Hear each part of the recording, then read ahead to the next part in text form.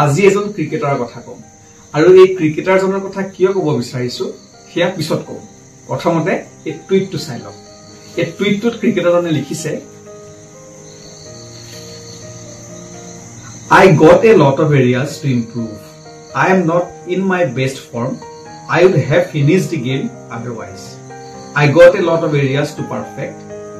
I try to learn from my mistakes and not repeat them. Is it my best innings? No. I would say that if I get 100. এতিয়া চাই লওক এই ক্ৰিকেটাৰজনৰ সন্দৰ্ভত আমি প্ৰস্তুত কৰা এক বিশেষ প্ৰতিবেদন সৌ সিদিনালৈকে আমি ট্ৰল কৰি থকা উদীয়মান ক্ৰিকেটাৰজন এতিয়া পৰিপক্ক হৈ উঠিছে 22 বছৰ বয়সতে বহু সমালোচনাৰ সন্মুখীন হোৱা ৰিয়ান পৰাগে প্ৰত্যুত্তৰ দিছে নিজৰ বেটেৰে কিন্তু এদিনতে ৰিয়ান পৰাগৰ সৃষ্টি হোৱা নাই আৰত আছে বহু শাৰীৰিক অনুশীলন আৰু কষ্ট মাত্ৰ 14 বছৰ বয়সতে প্ৰথম শ্ৰেণীৰ ক্ৰিকেটত অভিষেক ঘটে ৰিয়ানৰ 2017 চনত অসমৰ হৈ ৰঞ্জি ট্ৰফিত ভাগ লয় একেটা বৰ্ষতে ইংলেণ্ডৰ বিৰুদ্ধে ইউথ টেষ্টত ভাৰতীয় আণ্ডাৰ 19 দলত স্থান লাভ কৰে এই প্ৰতিযোগিতাত ৰিয়ানে দ্বিতীয় সৰ্বাধিক ৰান সংগ্ৰহ কৰাৰ কৃতিত্ব অৰ্জন কৰে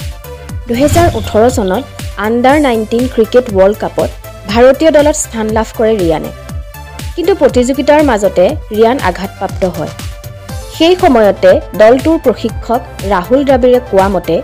ৰিয়ান ভাল ফৰ্মতে আছিল 2019 চনত ৰিয়ান পৰাগৰ IPLত অভিষেক ঘটে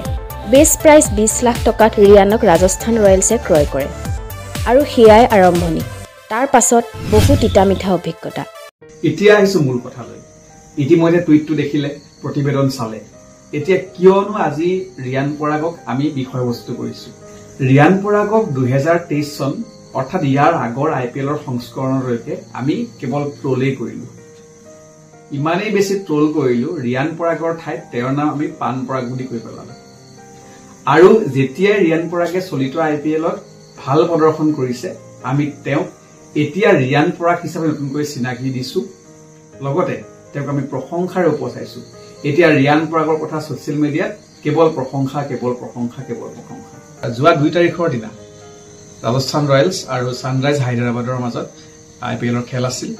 আৰু সেই মেচখনত কি হ'ল ৰাজস্থান ৰয়েলছৰ সন্মুখত সানৰাইজ হায়দৰাবাদে 201 ৰানৰ লক্ষ্য বান্ধি দিলে কিন্তু ৰাজস্থানে 200 ৰানহে কৰিবলৈ সক্ষম হ'ল আৰু এই খেলখনত ৰিয়ান পৰাগে 77 ৰানৰ এক ইনিংছ খেলিছিল not in the best form otherwise এই ইনিংছৰ কি লাভ যদি দলক জয়ৰ সোৱাদ দিব নোৱাৰো মই এতিয়াও মোৰ সৰ্বশ্ৰেষ্ঠ ফৰ্মত নাই অন্যথা মই আজিৰ খেলখন শেষ কৰিব পাৰিলোহেঁতেন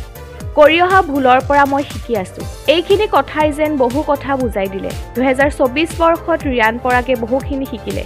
পৰিপক্ক হৈ পৰিল ক্ৰিকেটাৰজন মেচখনৰ ৰাজস্থান পৰাস্ত হোৱাৰ পিছত ৰিয়ান পৰাগে সাংবাদিকৰ আগত এনেদৰে কয় আপুনিও মন কৰিবচোন সোশ্যাল মিডিয়াত আমি কাৰোবাক এদিনতে জিৰো বনাও কেতিয়াবা এদিনতে আমি কাৰোবাক হিৰো বনাই পেলাও এজন মানুহে গোটেই জীৱন ভাল কামেই কৰি আহিছে কিন্তু তেওঁ এটা সৰু ভুলৰ বাবে তেওঁ গোটেই ভাল কামবিলাক আমি পাহৰি তেওঁ পিছত লাগি যাওঁ আৰু তেওঁ ট্ৰল কৰি থাকো এইবাৰ IPLত ৰিয়ান পৰাগে 400ৰো অধিক ৰান কৰিছে আনকি চৰ্চা চলিছিল ৰিয়ান পৰাগে এইবাৰ ভাৰতীয় ক্ৰিকেটত স্থান লাভ কৰিব অৰ্থাৎ যে আগন্তুক T20 বিশ্বকাপ ক্ৰিকেট প্ৰতিযোগিতা হোৱাৰ কথা আছিল কিন্তু তেওঁ স্থান লাভ নকৰিলে আৰু তাত তেওঁ নিৰাশ হোৱা নাই তেওঁ ইতিমধ্যে কৈছে যে কি হয়তো তেওঁৰ প্ৰদৰ্শন ইয়াতকে ভাল হ'বলগীয়া আছে তেওঁ যিখিনি ভুল কৰি আছে সেইখিনি তেওঁ শুধৰাবলৈ চেষ্টা কৰি আছে তেওঁ নিজৰ মিষ্টেক বিলাকৰ পৰা শিকি আছে গতিকে এটা সময় লাগিছে ঠিক আছে আৰু দীঘলীয়া নকৰো শেষত আৰু এটা প্ৰতিবেদন আগবঢ়াইছো আৰু আজিলৈ ইমানতে সামৰিছো এতিয়া ভাল খেলি আছে ৰিয়ানে হয়তো এদিন ৰিয়ানে জাতীয় দলতো স্থান লাভ কৰিব কিন্তু কেইখনমান মেচ বেয়া খেলিলে তেওঁক আমি সমালোচনা কৰাটো এৰিব লাগিব এনেদৰে সদায় জিলিকি থাকক ৰিয়ান